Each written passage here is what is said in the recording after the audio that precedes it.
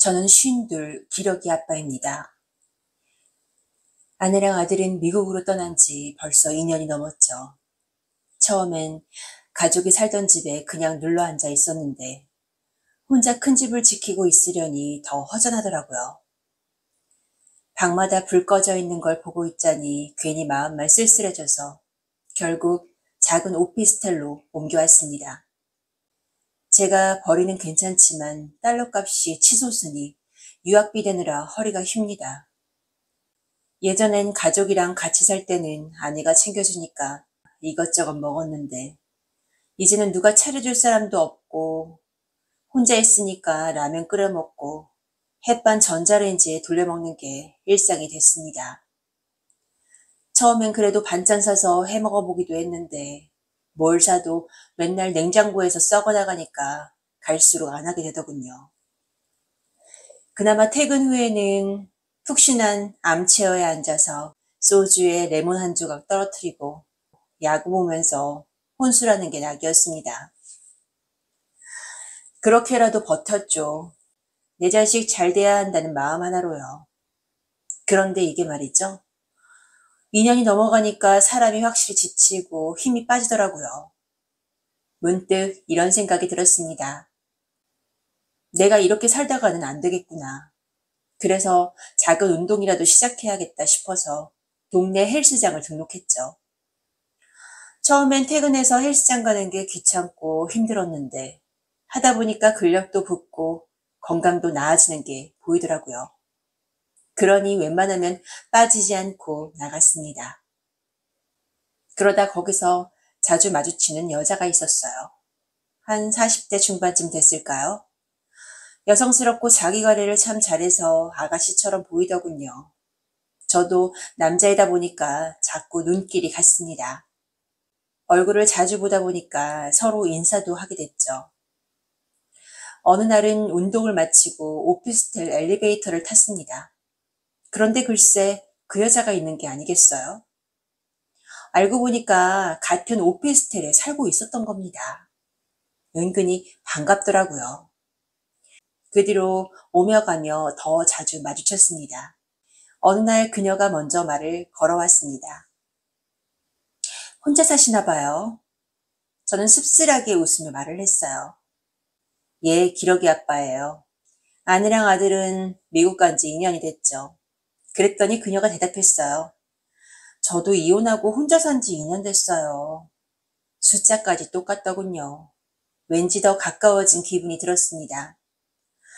저도 말이 가족이지 얼굴을 내 맘대로 볼 수 있는 것도 아니고 챙겨주는 사람 하나 없는 생활이니까요. 아무튼 동병상련이라고 서로 혼자 사는 처지이다 보니까 괜히 공감대가 형성됐습니다.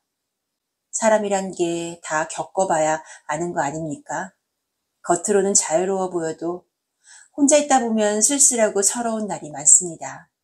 대충 끼니만 때우다 보니까 몸도 망가지는 것 같고 말이죠. 그러던 어느 날이었어요.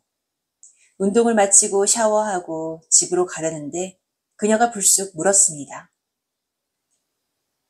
오늘 저녁은 뭐 드실 거예요? 뭐 뻔하죠. 라면에 햇반이나 돌려 먹어야죠. 그랬더니 대뜸 그녀가 말하는 거예요. 저기 그러지 말고 우리 집에서 밥 같이 드실래요? 저도 오늘은 혼자 먹는 게 싫네요. 아, 그래도 괜찮을까요?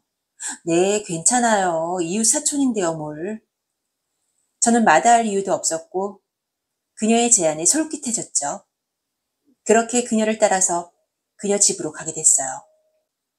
그녀는 냉장고에서 재료를 꺼내더니 뚝딱거리더니 그냥 한 상을 바로 차려내더라고요. 이 여자 생긴 건 뭐 안 하게 생겼는데 요리 솜씨가 장난이 아닌 겁니다. 제가 요리 잘하는 여자 좋아하는데 거기서 또 뻑 같잖아요. 그녀는 우리 이웃 사촌이고 안지도 좀 됐으니까 이제 오빠라고 해도 되겠냐고 했어요. 저야 감사했죠. 저는 허겁지겁 맛있는 반찬에 밥 한 공기가 아니라 밥 두 그릇 뚝딱 먹고 말았어요. 그녀는 자신있게 맛있죠? 제가 좀 해요. 그러더군요. 저는 머쓱하게 말했죠. 집밥을 얼마 만에 먹는지 몰라. 와, 진짜 요리 솜씨가 기가 막히다. 너무 잘 먹었어.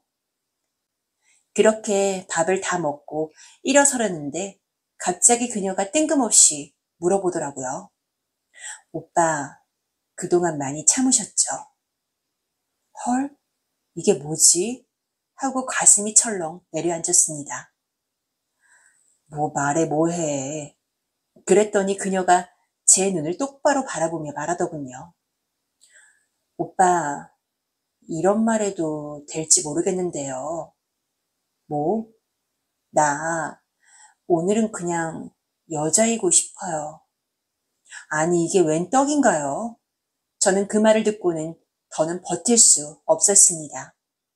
그녀를 끌어안자 오랫동안 잊었던 체온이 몰려왔습니다.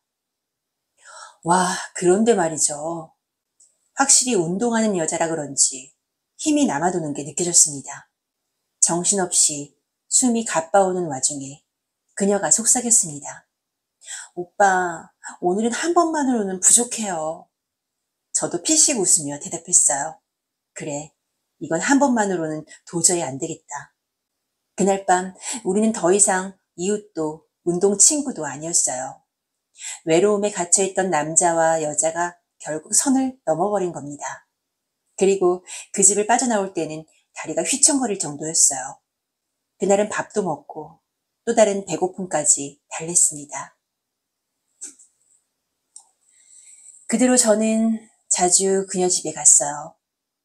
운동 끝나고 밥 먹고 얘기하다가 밤을 보내는 게 당연해졌습니다. 저녁은 늘 그녀 집에서 해결했고 뭐 먹을까 걱정하지 않아도 되니까 혼자 살던 저로서는 참 좋았습니다. 그렇게 한두 달쯤 지났을까요? 그녀가 제안을 하더군요. 오빠, 우리 이럴 거면 같이 사는 게 어때요? 저는 얼떨떨했습니다. 어차피 오빠 집도 텅 비어 있잖아요. 월세도 만만치 않은데 우리 집에서 같이 살면 반반 내고 생활비도 아끼고 좋잖아요. 그 말에 결국 마음이 기울었습니다. 오피스텔은 정리했고 월세를 뺐어요. 짐도 별로 없으니까 반나절 만에 끝났습니다. 그날부터 저는 그녀 집에 눌러 앉아버리고 말았어요. 밥상엔 늘 따끈한 국이 올라왔고 밤도 더 이상 혼자가 아니었습니다. 밥은 맛있었고 밤은 유난히 길었습니다. 물론 두려움은 있었어요. 이 생활이 들통나는 날 모든 게 끝장이라는 걸 알았으니까요.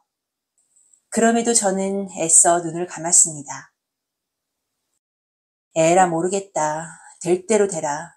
나도 이제 살아야지.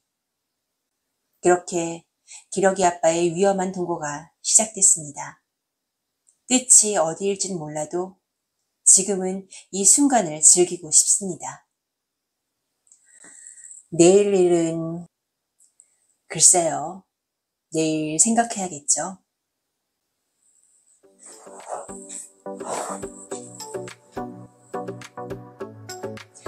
오빠들, 오늘의 사연은 어떠셨나요? 구독과 좋아요, 알림 설정은 사랑입니다.